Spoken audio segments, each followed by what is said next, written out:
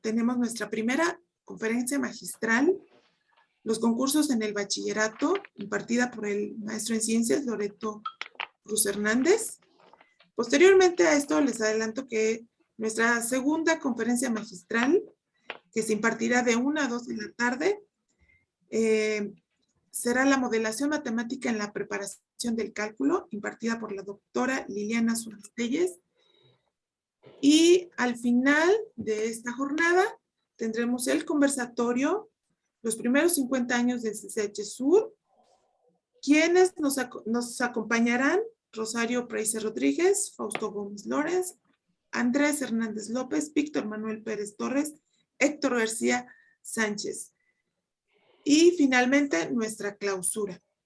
Los esperamos en todo este día, que les sea de mucha satisfacción, de mucho aprendizaje, de mucho compartir, y le damos la bienvenida al profesor Loreto Cruz Hernández, y me voy a permitir leer brevemente su semblanza.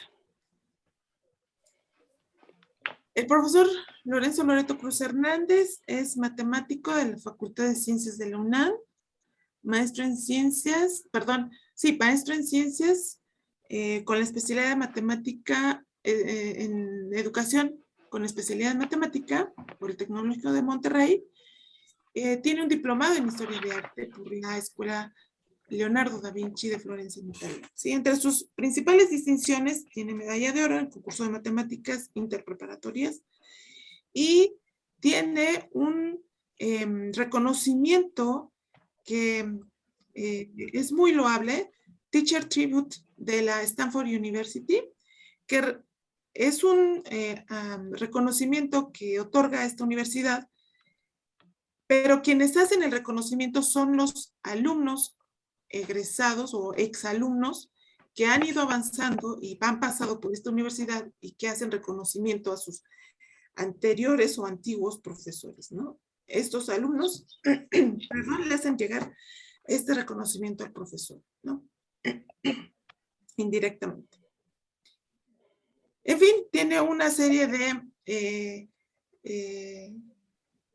cursos que imparte a profesores, ha sido profesor del Liceo Mexicano-Japonés, de la Universidad Latinoamericana, del Tecnológico de Monterrey, ha dado cursos a Facultad de Economía, a la UAP, al COBAO, por mencionar algunos, así como un número muy importante de libros y artículos publicados. Entonces, le damos una bienvenida, profesor Loreto. Me voy a permitir presentar esta presentación. La intención es que, digamos que abramos esta conferencia con una pregunta detonadora, ¿no? Los problemas, no una pregunta, con 13 preguntas detonadoras. Los problemas para las Olimpiadas de Matemáticas. Digo 13 preguntas porque el profesor me ha pedido leer todas estas preguntas que son reactivos de las Olimpiadas Matemáticas. Entonces, ustedes decidirán si quieren ir pensando en alguna en especial. Ya el profesor al final nos dará las soluciones de algunas. Empiezo. ¿Cuánto mide el ángulo menor formado por las manecillas de un reloj a las 9:04? ¿Cuántos números capicúa de 3 dígitos y que son cuadrados perfectos hay? ¿Cuánto suma la diagonal de un cuadrado mágico de orden 9? ¿Cuántos cuadrados hay en un tablero de ajedrez? ¿Cuál es el área de un dodecágono regular del lado 2? Sean A, B y C los vértices de un triángulo rectángulo de lados 3, 4 y 5. BC, la hipotenusa. CAD, un ángulo sobre la hipotenusa tal que los triángulos ABD y ACD tienen el mismo perímetro. Determina la longitud de AD. Siguiente problema. En el triángulo rectángulo de lados 3, 4 y 5, determina la medida de la bisectriz del ángulo menor. Determina la medida de la bisectriz del ángulo recto de un triángulo rectángulo de lados 3, 4 y 5. Hallar los valores enteros de x que satisfagan que x cuadrado menos 5x menos 1 es un cuadrado perfecto. Un número natural de 3 dígitos es equilibrado si uno de sus dígitos es el promedio de los otros dos. ¿Cuántos números equilibrados existen? De entre todos los números naturales que tienen exactamente 8 dígitos en su desarrollo base 2, ¿cuántos números en base 10 tienen un desarrollo en base 5, que es Capicúa? Calcula la suma 1, 11, 111, 100 veces. Sea x un cuadrado perfecto de 4 dígitos. Si cada dígito de x se le suma 1, el resultado es otro cuadrado perfecto, hallar x. Bueno, eso es una pequeña muestra de todo el tipo de problemas que se manejan en este tipo de concursos. Y dejo con ustedes al profesor Loreto Cruz. Le damos la cordial bienvenida y esperamos disfruten esta plática. Vamos a, permíteme interrumpir, a solicitarles a todos los que están entrando que pongan su nombre.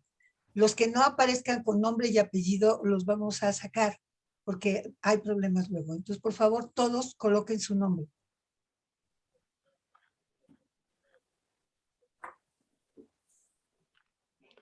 Adelante, Bien, profesor. muy buenos días. Muy buenos días. Agradezco muchísimo la presentación de la maestra Nayeli. Estoy muy orgulloso y me siento muy honrado de participar en estas jornadas académicas y estamos celebrando los 50 primeros años del CCH Sur y este evento es realizado, propuesto por la coordinación de la Academia de Matemáticas, pues dirigido, coordinado por pues la maestra Nayeli, quien amablemente me hizo la invitación. La maestra Nayeli es una maestra muy comprometida. Fíjense que es originalmente ingeniera civil, pero después estudió mucho matemáticas, una maestría en matemáticas y se ha dedicado muy profesionalmente a la enseñanza de la matemática. La otra coordinadora, la maestra Sara Pando, es una matemática de gran prestigio también, y bueno, pues una labor muy loable la que hacen al proponer esta serie de pláticas y muchas otras cosas que hacen en nuestra academia. Bueno, vamos a iniciar. Quiero hablarles sobre las Olimpiadas de Matemáticas en México. Bueno, primero, un poquito de historia. Siempre ha habido concursos de matemáticas en todo el mundo. Hay un libro muy bonito que se llama El hombre que calculaba y se relata un torneo de matemáticas que sucede hace pues más de 1000 años allá por la península arábiga, ¿no? Pero ya en los tiempos modernos, la primera Olimpiada Internacional de Matemáticas se realiza allá en Rumania en 1959 con la participación de 6 países, todos de corte socialista. Fue un éxito, de manera que a partir de entonces se realiza cada año. En el 60 se volvió a realizar y ya participaron muchos más países. ¿Cuántos países hay en el mundo? Hay más de 200 países. Se decidió que debían participar más o menos la mitad de esos países, los países que tuvieran alguna probabilidad de ganar algo. En 1961, México es invitado a participar allá en Hungría. Tenemos tan mala suerte que quedamos en último lugar. Bueno, pues México fue desechado por muchos años. Hasta 1987 nos volvieron a invitar allá en La Habana. Pasaron 26 años sin que México recibiera invitación. En La Habana nos fue mal, 1987, quedamos en penúltimo lugar, prácticamente empatados con el último. Estuvo dramática la cosa. Pero ese año apenas regresaban los muchachos de la Olimpiada de La Habana en 1987, cuando la Sociedad Matemática Mexicana tomó una determinación. Para empezar, dijeron, si no somos tan tontos, somos listos, ¿qué nos falta? Nos falta disciplina, entrenamiento, necesitamos preparar a la gente no puede ir así nada más. Fíjense que es un error común que muchas escuelas envíen a concursar a los alumnos que tienen pues puro 10 de calificación. Y estos alumnos normalmente no logran mucho. ¿Por qué? Pues porque hace falta entrenamiento. Eso fue lo que se pensó. Entonces, en 1987, la Sociedad Matemática Mexicana creó un organismo especial llamado Olimpiada Mexicana de Matemáticas. Y el primer presidente fue el gran profesor, distinguidísimo matemático, Carlos Bosch. Don Carlos Bosch organizó de inmediato 12 concursos regionales y más o menos participaron unas 3,000 personas, 3,000 alumnos. Recuerden que para esto se requiere que sean menores de 17 años, se requiere también que no estén más allá del segundo año de bachillerato. Bueno, para 1991 ya había subido muchísimo todo esto. Ya había 32 concursos regionales y solamente en la zona metropolitana de la Ciudad de México había más de 4,000 concursantes. Pues así siguió esto y 20 años después de haber tomado esa histórica decisión, en el 2006, México logró finalmente una primera medalla de oro en la Olimpiada Internacional de Matemáticas. Este hecho nos hizo saber la doctora Radmila Bulajic allá en Querétaro, precisamente en un concurso de Olimpiada de Matemáticas, en donde los asistentes pues aplaudimos a rabiar a nuestra primera medalla de oro en la Olimpiada Internacional de Matemáticas. Bueno, desde 1987, desde 1988 propiamente, México no se ha regresado con las manos vacías, ha hecho un papel bastante bueno.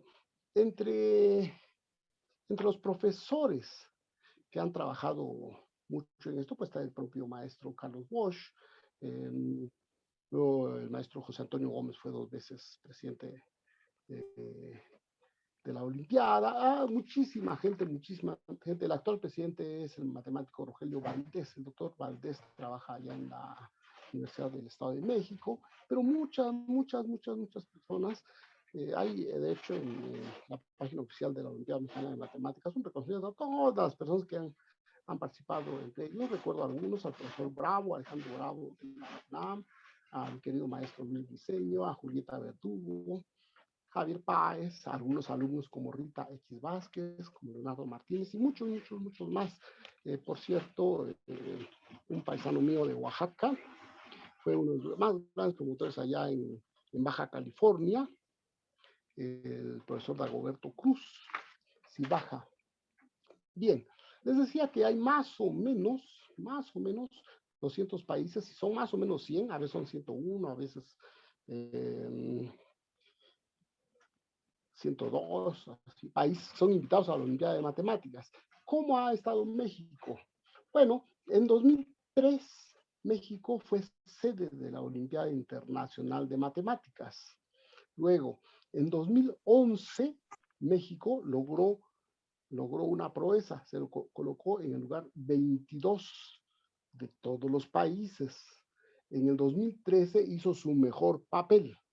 Su mejor papel lo hizo en Colombia, quedando en el lugar 17 de todos los países del mundo.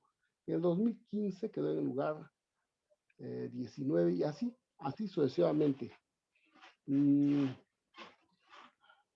¿Cómo estamos ahorita? Ahorita debemos oscilar en el lugar 28, 29. Bajamos, subimos. Cada vez la competencia está más reñida.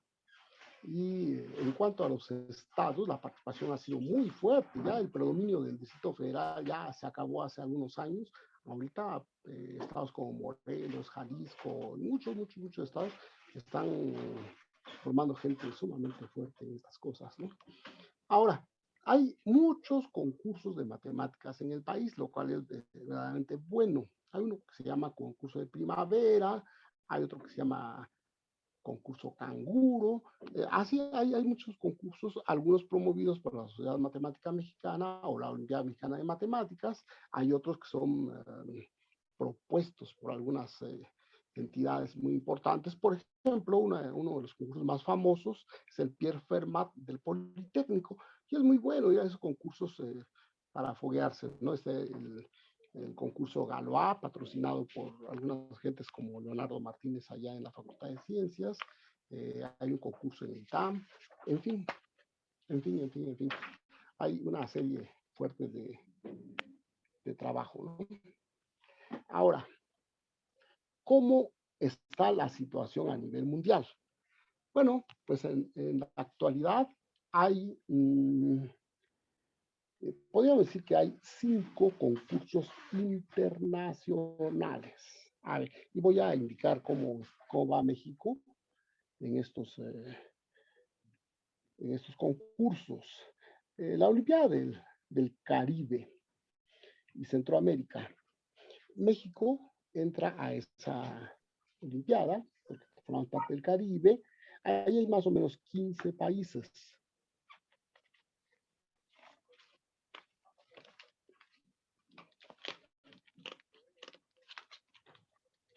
Más o menos 15 países allá en esa Olimpiada, la Olimpiada del Caribe.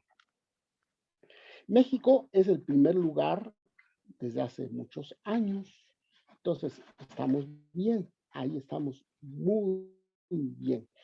Hay una Olimpiada que abarca a todos los países de América Latina, también abarca a España y Portugal, es la Olimpiada Iberoamericana.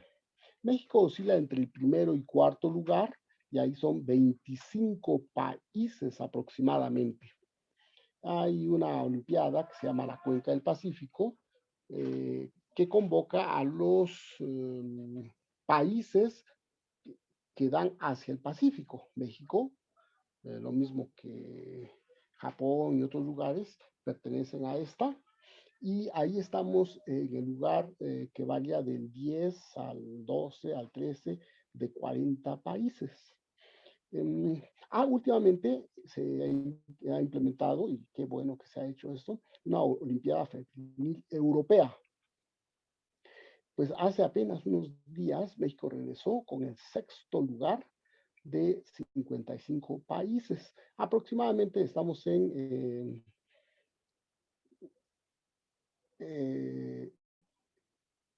pues oscilamos en esto y son 55 o 60 países. Y bueno, y luego viene la Olimpiada Internacional de Matemáticas, que es la más fuerte. Y como he dicho, en el 2006 se logró la primera medalla de oro. Se han logrado 3 medallas de oro y México se ha colocado bastante bien. Han regresado con menciones honoríficas, medallas de plata, de bronce, etcétera, etcétera. Han hecho buen papel. Cada vez la gente se prepara más. Ahora tenemos una fuerte cantidad de profesores interesados.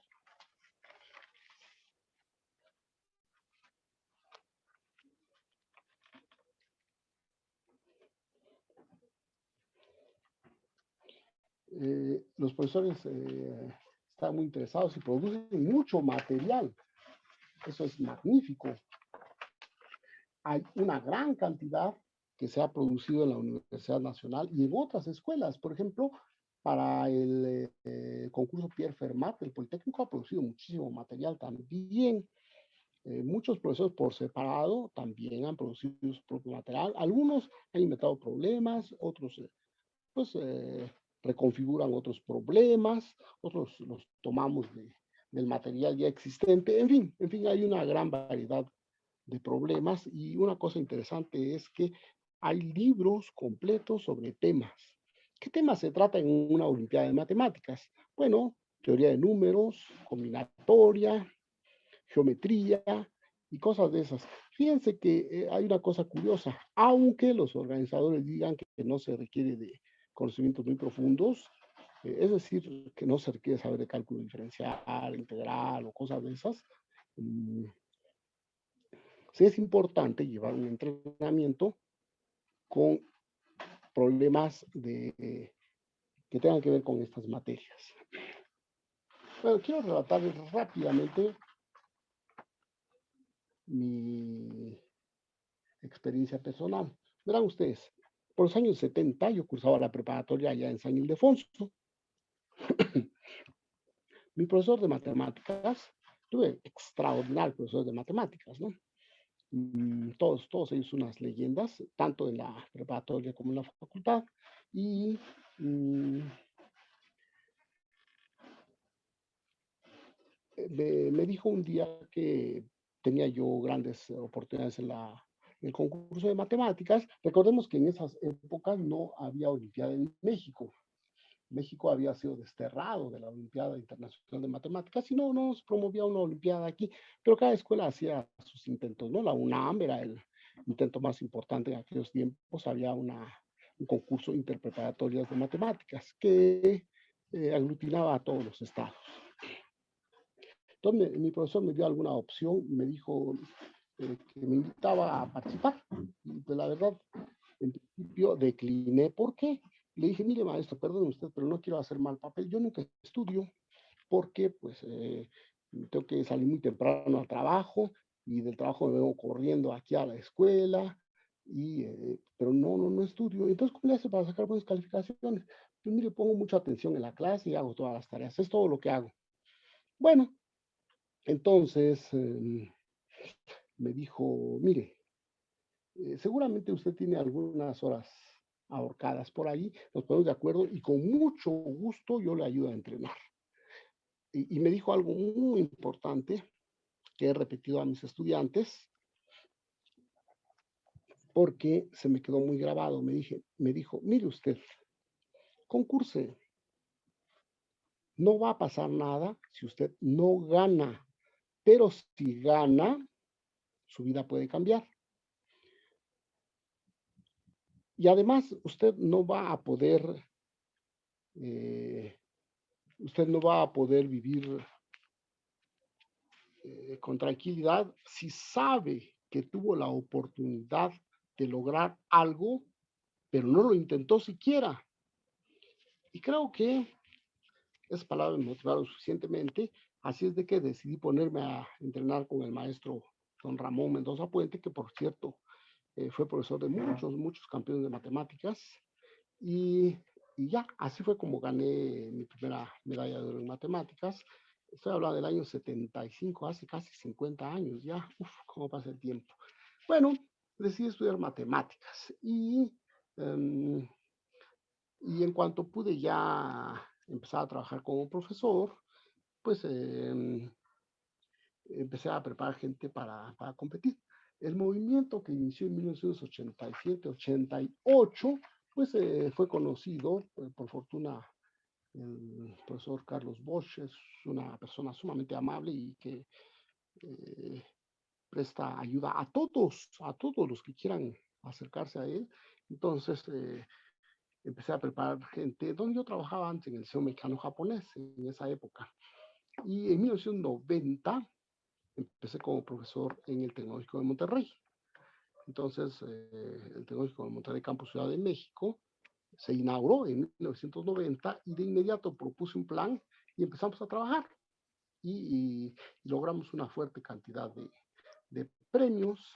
Mientras estuve allá, que fueron como 25 años más o menos, logramos cerca de 400 premios, entre medallas de oro, plata, bronce, becas, en fin. Entonces, pues, hemos seguido trabajando en este sentido, pues preparando gente para que pues lo intente, para que logre participar en este magnífico concurso. Fíjense que ustedes que a nivel mundial las personas nos ven de manera curiosa, nos dicen, los mexicanos deben ser extraordinarios en matemáticas, puesto que sus antepasados eran unos grandes matemáticos. Y bueno, yo creo que tenemos que hacer honor a nuestros antepasados y dedicarnos a trabajar duro para eso. Bueno, ahora, si me permiten, voy a resolver algunos de los problemas que propongo. La lista de problemas es enorme, es gigantesca. He elegido unos cuantos para mostrar qué es lo que se requiere. Como les digo, no es necesario tener las más altas calificaciones, sino tener tener una decisión y ponerse a entrenar fuertemente en estas cosas, ¿no? Entonces, a ver, primero voy a hablar de los problemas a grandes rasgos y luego, si ustedes me sugieren, pues puedo resolver algunos. Miren, las soluciones de los problemas se pueden dar de diferentes maneras. En mi trayectoria como entrenador he observado que a veces 2 o 3 alumnos llegan al resultado de diferente manera, lo cual enriquece muchísimo, muchísimo esto. Bien, entonces paso a los problemas. A ver, permítanme colocar mi pizarrón. Ahí está. Ahí tenemos nuestro pizarrón. A ver, el problema 1 dice, ¿cuánto mide el ángulo menor formado por las manecillas de un reloj a las 9:04? Por supuesto que se refiere a un reloj circular, ¿no? Entonces, un reloj pues tiene esta forma y pues tiene 2 manecillas, la manecilla chiquita que llamamos horario y la manecilla grande que se llama minutero, ¿no? Algunos tienen segundero, pero nos interesa nada más lo que pasa entre el horario y el minutero. Entonces, si son las 9:04, tenemos esta situación aproximadamente, ¿no? Y entonces nos preguntan por la medida de este ángulo alfa. Para este problema no se requieren grandes conocimientos, pero hay que tener muchísimo cuidado porque a veces se cometen algunos errores, ¿no? Entonces, nada más quiero presentar los problemas ahorita y luego ya después, si es necesario, hacemos algunos, los que ustedes me indiquen. Bien, ese es el primer problema. El segundo problema dice, ¿cuántos números capicúa de 3 dígitos y que son cuadrados perfectos hay? Pues los cuadrados perfectos son conocidos. Por ejemplo, el 4 es cuadrado perfecto porque 2 al cuadrado es 4, el 9 es cuadrado perfecto, el 100 es cuadrado perfecto porque 10 al cuadrado es igual a 100. Pero, ¿qué significa capicúa? Esto no lo enseñan en las escuelas normalmente. Capicúa es un número que se lee igual al revés y al derecho. Incluso hay poemas que tienen esta estructura y tienen un nombre especial estos poemas, o bien hay frases, pero sí he visto poemas completitos que se leen igual al revés y al derecho. En matemáticas a estos números se llama capicúa. Este problema fue inspirado por las placas de mi auto. Las placas del Distrito Federal están compuestas, o estaban compuestas, pues ya las nuevas son diferentes, estaban compuestas por 3 números y 3 letras. Entonces las placas de mi auto son 121, bla, bla, bla. Bien, y entonces 121 es cuadrado perfecto, pero es capicúa a la vez, y además es un ambigrama, se lee igual de cabeza. Y entonces, siendo este un número capicúa, la pregunta es, ¿cuántos números capicúa de 3 dígitos que son cuadrados perfectos hay? Esa es la pregunta. Y bueno, pues una manera bárbara de hacer esto, es decir, una manera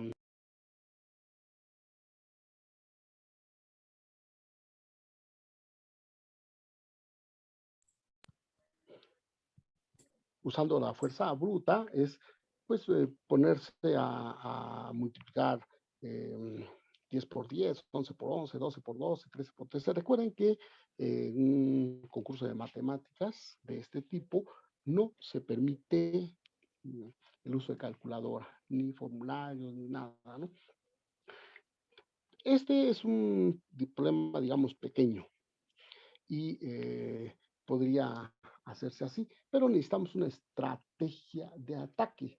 Aunque es muy sencillo el problema, aquí conviene elaborar una buena estrategia de ataque. Bien, problema 3. Recuerden que nada más estoy hablando acerca de los problemas, después ya resolveré algunos, ¿no? Problema 3. ¿Cuánto suma la diagonal de un cuadrado mágico de orden 9? Hay diferentes tipos de cuadrados mágicos. El cuadrado mágico más conocido es este.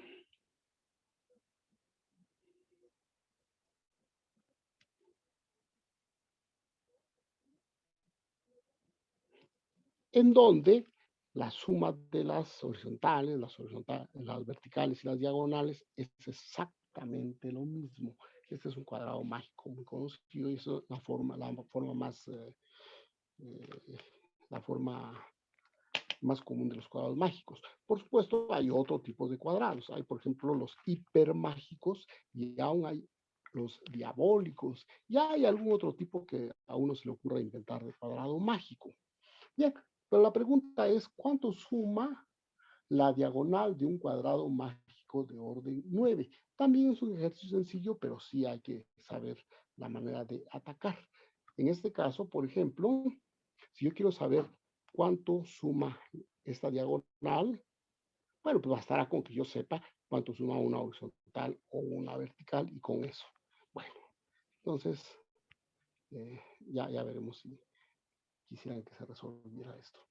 El siguiente, ¿cuántos cuadrados hay en un tablero de ajedrez? Bueno, un tablero de ajedrez se compone de así de 8 por 8, ¿no? Pero hay muchos cuadrados. Por ejemplo, este es un cuadrado y se pregunta cuántos cuadrados hay. Es decir, este cuadrado es de tamaño 2 por 2, pero hay cuadrados de 4 por 4, de 3 por 3, etcétera, etcétera. La pregunta es cuántos cuadrados hay en total.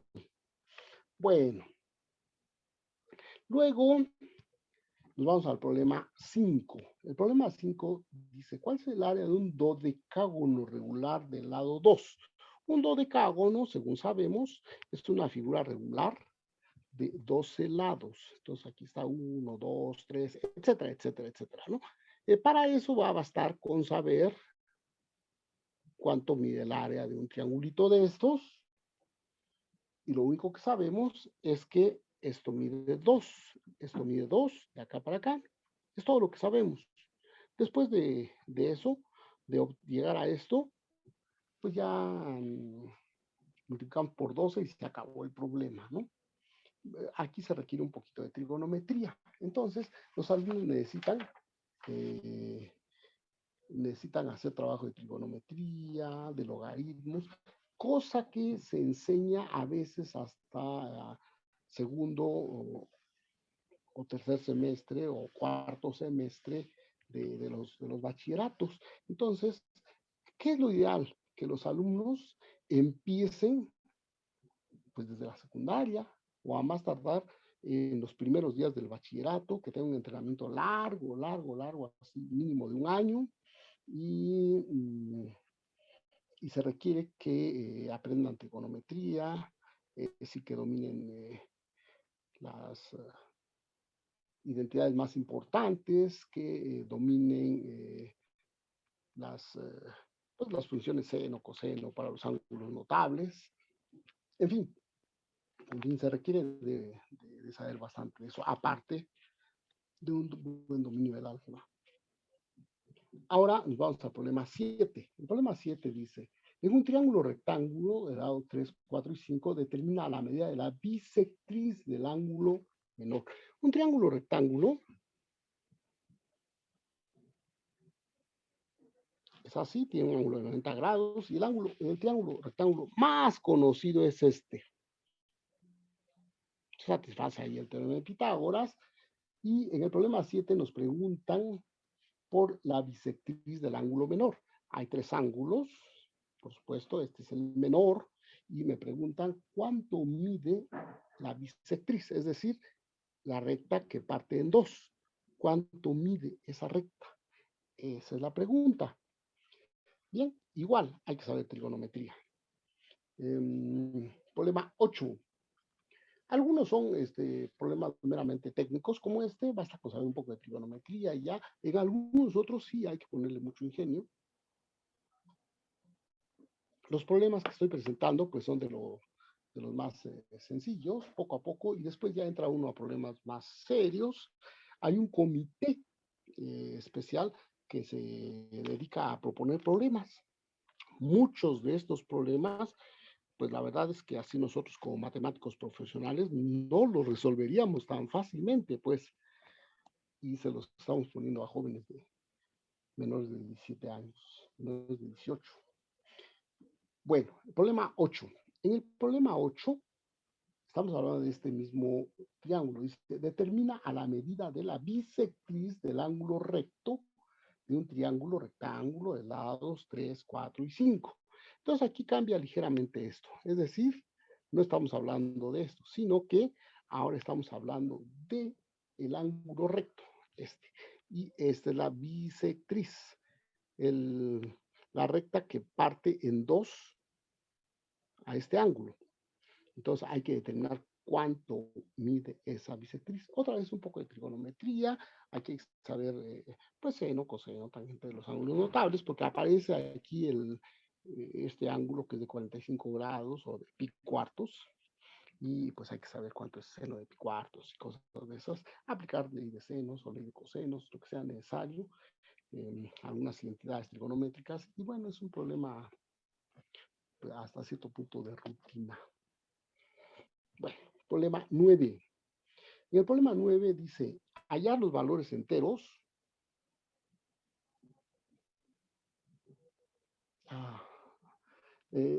Dice, hallar valores enteros que satisfagan que x al cuadrado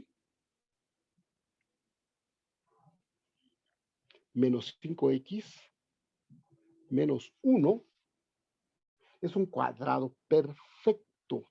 Bien, recordemos cuáles son los cuadrados perfectos, los que se obtienen de elevar, como resultado al elevar un número al cuadrado, ¿no? Entonces queremos que esta expresión sea un cuadrado perfecto. Bueno, aquí sí necesitamos un poquito más de imaginación y técnica. Pero necesitamos también mucho de álgebra, completar trinomios cuadráticos perfectos, factorizar, resolver sistemas lineales de orden 2. Bien, aquí nos dicen que si alguien quiere hacer una pregunta, puede hacerla en cualquier momento. Y ahorita vamos a ver qué problemas proponen que se resuelva. He elegido unos cuantos problemas, para que vean cuál es la idea de la Olimpiada. No son problemas que se resuelvan en el salón de clases. Bien. Problema número 10. El problema número 10 dice, un número natural de 3 dígitos. Tengo un número de 3 dígitos, ¿no? A este le llamo equilibrado.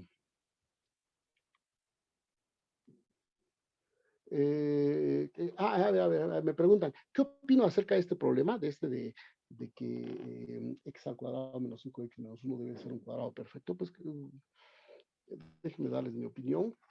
Cuando uno no ha resuelto el problema, uno maldice al problema, maldito problema, no sale, tal, y está uno duro y duro y duro. En este negocio hay que ser necios, verdaderamente. No sale una vez, no sale otra. Hay veces hasta que sueña uno con el problema y a veces en el sueño se nos ocurre alguna idea de la solución. Siempre es conveniente tener... No, maestro, perdón, profesor, sí, maestro, no se sí. refiere a ese problema que esté usted planteando, sino a otro que planteó aquí en el chat. Es que no vi ese, perdón. Sí, ¿quiere que se lo lea? Sí, por favor. Sí, con gusto. Dice del libro de álgebra recreativa de Perelman. El Sí, caso de Perelman. de reloj, problema, dice a Moiskovsky, biógrafo y amigo famoso del físico Albert Einstein. En su deseo de distraer a durante su enfermedad, le propuso resolver el problema siguiente. Tomemos un reloj, dijo Moiskovsky, que tenga las saetas en las 12 y en esta posición el minutero. Y el horario cambiará en función. La hora marcada será la misma, pero a todas horas, por ejemplo, a las 6, esta permuta de las zetas dará lugar a un absurdo y una situación que en un reloj que marchará normalmente no podría producirse. El minutero no puede hallarse en las 6 cuando el horario se encuentra en las 12.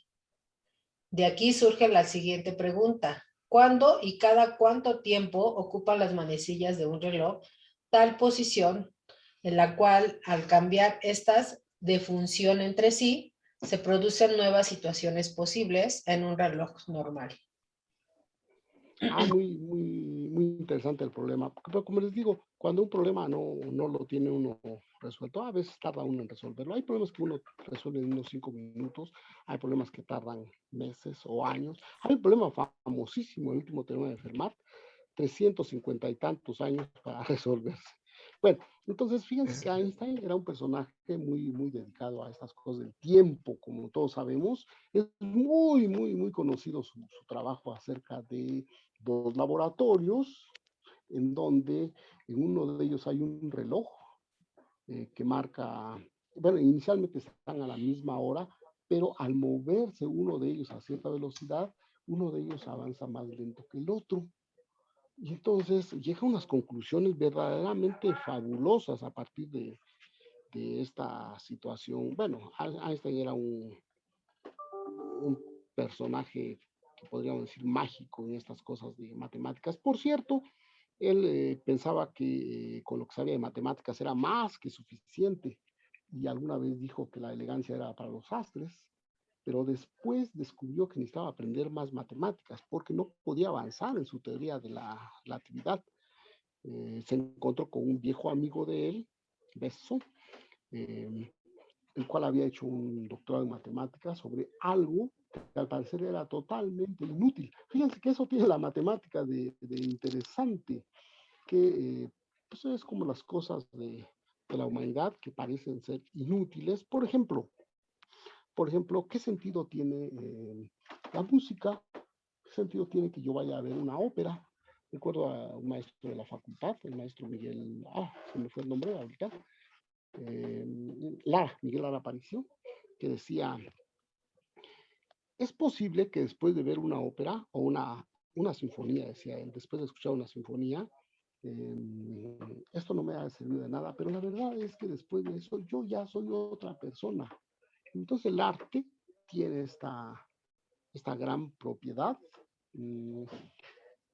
La pintura, por ejemplo, la pintura de Da Vinci, la escultura de Miguel Ángel, todas esas grandes obras de arte, pues no sirven en realidad, no tienen aplicación práctica en la vida real, pero hay gente que se dedican en cuerpo y alma para eso. En matemáticas pasa lo mismo. Aparentemente todo lo que hacemos no sirve y los matemáticos tenemos la condición de que trabajamos con lo que nos ocurra, se nos ocurra decirlo, con aquello con lo que estemos a gusto. Y es un juego, pero curiosamente aquello que no sirve aquí en matemáticas, pues sirve a la larga. Lo único que puede crear tecnología y ciencia y muchas otras cosas es la matemática.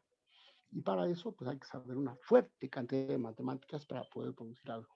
Sí, es muy interesante el problema que proponen acerca del doctor Einstein, pero propuso tanto este hombre que es verdaderamente impresionante, ¿no? Personalmente no lo había oído, aunque había visto el problema del reloj, de lo que sucede cuando dos relojes se separan a cierta velocidad.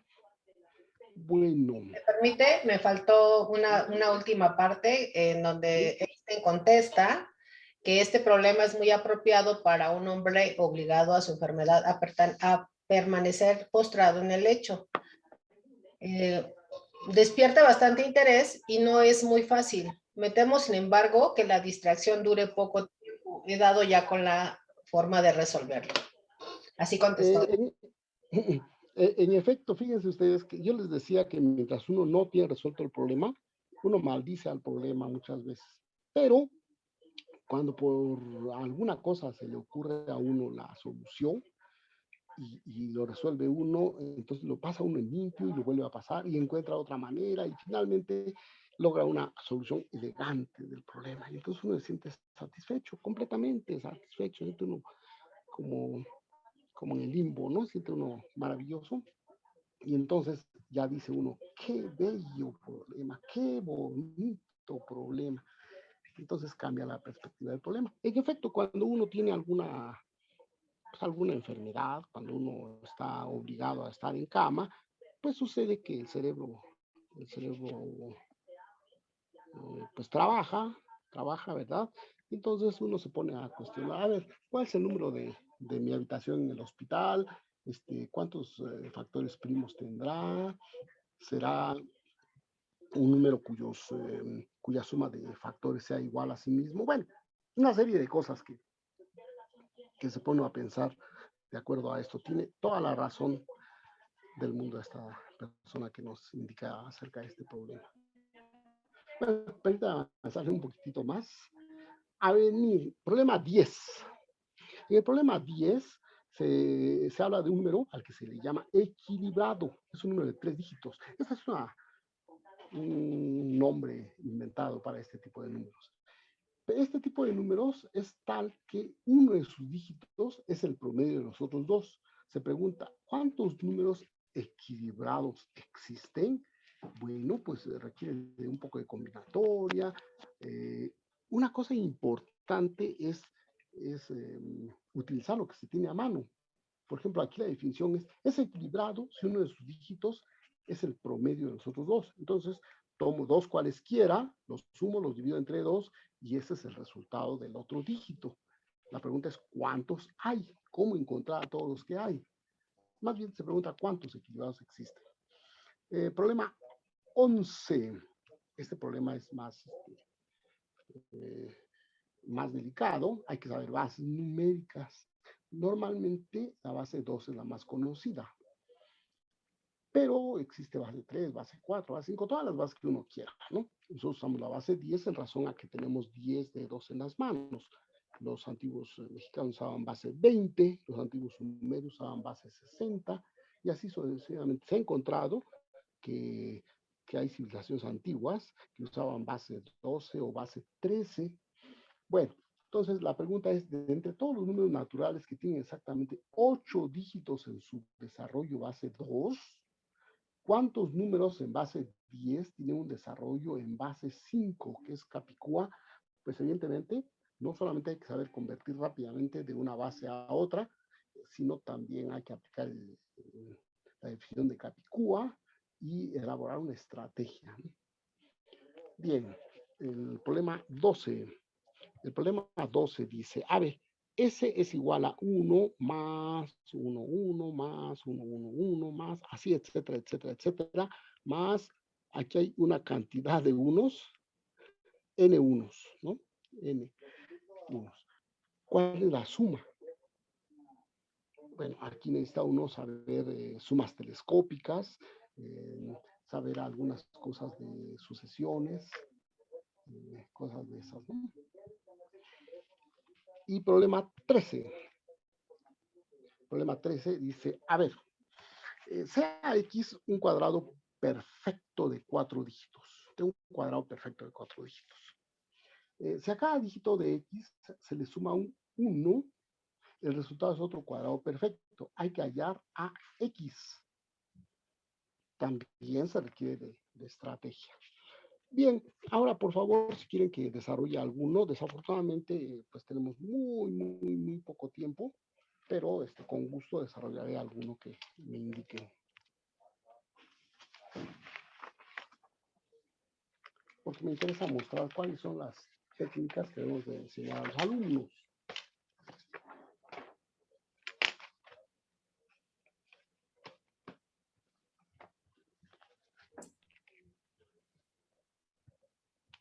Si tuvieron alguna inquietud con los problemas que se mostraron al principio, para ver si el procedimiento que nos sugiere el profesor para resolverlo. Son 13 problemas, entonces. Cualquiera de ellos.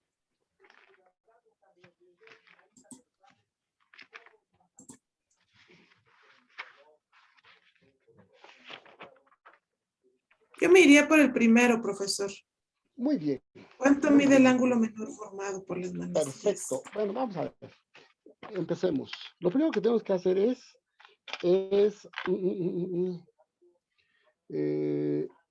dibujar un pequeño círculo, ¿no? Este es mi reloj. Ahí está mi reloj. El reloj marca las 9:04, ¿sí? 9:04. Bien. Entonces la pregunta es ¿cuánto mide este ángulo alfa? Bueno, en principio observen ustedes que aquí hay aproximadamente 90 grados. Entonces me interesaría ver cuál es el otro pedacito, ¿no? Primero hago una proporción. El círculo tiene 360 grados y el horario. ¿Cómo funciona el horario? La mancilla chiquita, el horario. Bueno, pues el horario tiene 12 posiciones, entonces 360 grados sobre 12 me da 30. Me da 30 grados. Bien, eso quiere decir que cada hora el horario avanza 30 grados.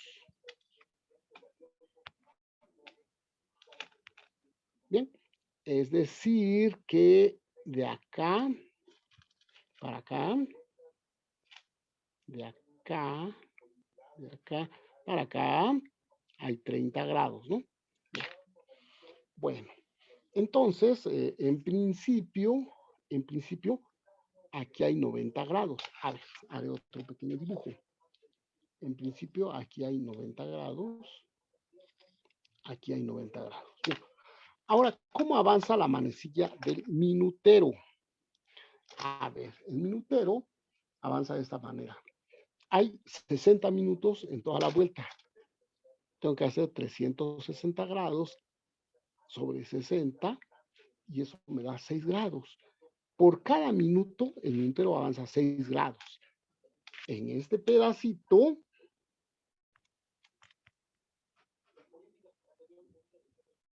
hay 24 grados. ¿Por qué? Pues son 4 minutos, ¿no? Recordemos que son las 9:04. Entonces ya van 4 más 90, 100, perdón, 24 más 90, 114. Pero hay una cosa, el horario se ha desplazado un poquitito.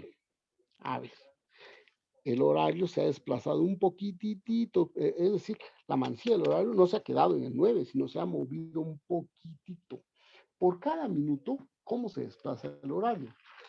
Bueno, entonces el horario se desplaza de la siguiente, por cada minuto, de la siguiente manera, 30 grados, que son estos, sobre de 60, que me da medio grado.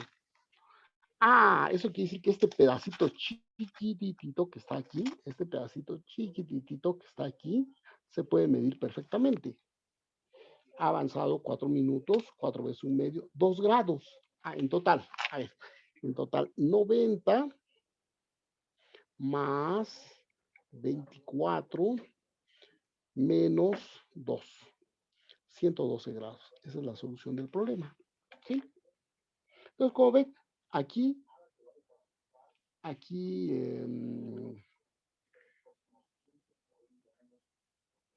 pues no se requiere mucha herramienta, pero sí se requiere tener mucho cuidado, porque a muchos se les escapa este pedacito que avanza el horario. Bien, ¿alguna pregunta respecto a este problema? Aquí me proponen otro, a ver. Me dicen acerca de los números equilibrados. Me hablan de los números equilibrados. Entonces, a ver, vamos a trabajar sobre el problema. Bueno, a ver. Un número natural de 3 dígitos se llama equilibrado. Es un nombre que se inventaron, ¿no? Si uno de sus dígitos es el promedio de los otros dos. ¿Cuántos números equilibrados existen? Bueno, primero, el problema. Bueno, el primero. Hay 9 números de 3 dígitos iguales. El 1, 1, 1, el 2, 2, 2, el 3, etc. Son 9 dígitos. Entonces, primero, 9 de 3 dígitos iguales. Esos son equilibrados. Ya tengo 9. Bien. 2. A ver, vamos a pensar que tengo un número equilibrado, ABC. Entonces, si tengo un número de 3 dígitos ABC que es equilibrado, la suma de 2 de ellos sobre 2, es el promedio, es igual al otro. Eso significa que A más B igual a 2C. ¿Qué quiere decir eso? Que esta suma me da un número par. Para que eso pase, los dos números son pares o los dos son impares. No hay de otra. Para que la suma de dos números sea par, los dos son impares o los dos son pares. Si son impares, a ver, si son impares, ¿qué va a pasar? A ver, son impares, pues tenemos a los números 1, 3, 5, 7 y 9. Ahora, yo voy a elegir a dos de esos números. Y entonces, ¿cómo elijo a dos números de esos 5? Ah, pues las combinaciones de 5 en 2, que es igual a 5 factorial sobre de 5 menos 2 factorial por 2 factorial, ¿no? ¿Sí? Hacemos las cuentas, 5 por 4 por bla, bla, bla, por 3, por 1 sobre de 5 menos 2 es 3 factorial, 3 por 2 por 1 por 2 por 1, ¿no? Entonces, cancelación, cancelación, mitad, mitad, 2, 10. Hay en total 10. Ahora, por cada elección de estos tres, a ver, perdón, no alcancé a leer la nota que ponen, pero por cada uno de estos, yo puedo elegir de 3 factorial maneras. Entonces, para los impares, tengo 3 factorial por 10. Entonces, para los impares tengo 3 factorial por 10, lo cual me da 60. Entonces ya llevo estos y llevo estos. Bien, tengo que borrar un poquito de mi pizarrón. A ver, ¿qué pasa con los pares ahora? Con los pares sucede algo parecido. Recuerden que llevo 9 y aparte de estos 60, ¿sí? Entonces, a ver. Para los pares, fíjense que los pares debo tener mucho cuidado porque no puedo poner al 0 al principio porque se convertiría en un número de 2 dígitos. Entonces tengo que trabajar con los pares 2, a ver, pares 2, 4, 6 y 8. Bien, ahí como elijo a 2. Ah, pues las combinaciones de 2 en 4, que es 4 factorial sobre d 4 menos 2 factorial por 2 factorial, y eso me da 6. En total, debe haber 3 factorial veces esto. 3 factorial por 6. ¿Sí? Que es 6 por 6, 36. Bueno, solamente me falta tratar el caso del 0. ¿Sí? El 0 debe estar acompañado de uno de los pares, ¿no? Entonces, para el caso del 0, que es un caso delicado, debo de ver cuáles son aquellos que contienen al 0 y aparte contienen al 2, 4, 6 y 8. Y entonces, a ver, permítanme borrar aquí.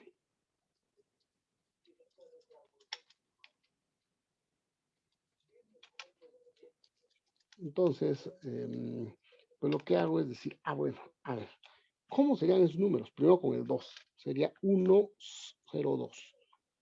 0 y 2 son pares y el 1 es el que es el promedio. Y todas las combinaciones de esto, ¿no? Todas las permutaciones, perdón. 1, 2, 0, 2, 0, 1, 2, 1, 0. Ahí hay 4. Luego así me voy por cada uno. Luego con el 2 y el 4. 2, 0, 4, ¿no? Luego con el 6. 3, 0, 6, bla, bla, bla, bla, bla, bla, bla, bla, ¿no? Y así. Y luego con el 4. Este es 206, pero no es 3. Este es 2, sí, claro. Y luego con el 4. 4, pues con 4 y el 8, ¿no? Bla, bla, bla, bla, bla, bla, otros 4. En total, aquí tengo 16. Bueno, hagamos las cuentas entonces. Entonces serían en total serían los 9 primeros, más 3 factorial, perdón, 3 factorial por 6, más 3 factorial por 10, más 16. El total me da 121. Entonces hay 121 números que son equilibrados. Como les digo, se requiere de un poquito de técnica, saber un poquito de combinatoria, ¿no? Miren, desafortunadamente el tiempo se nos ha ido y quisiera que si hubiera algún comentario. Sí, me permite